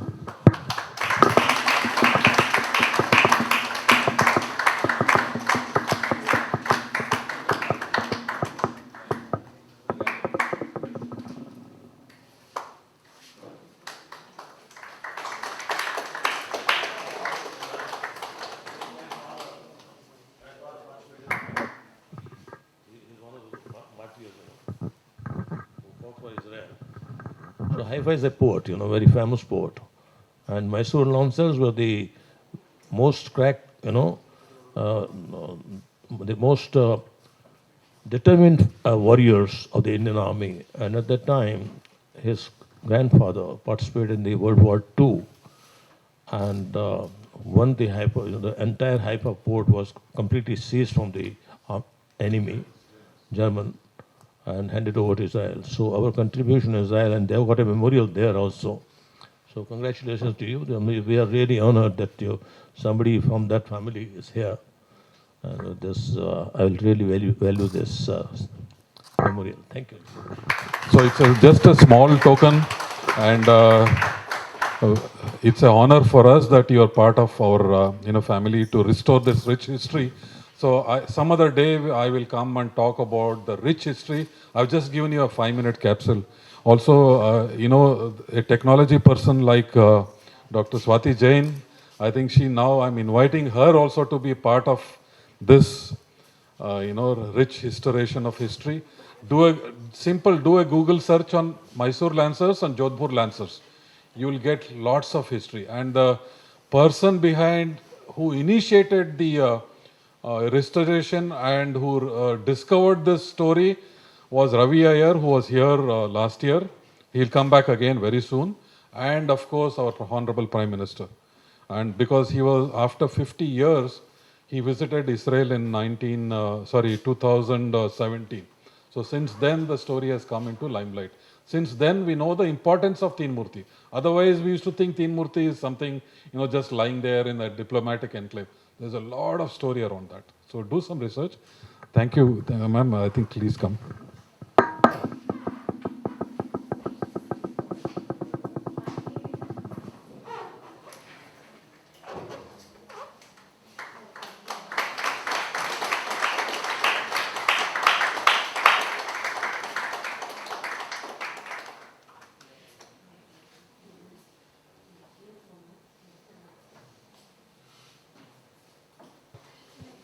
Thank you once again, everyone. Let's carry the spirit of today's talk into our future endeavors.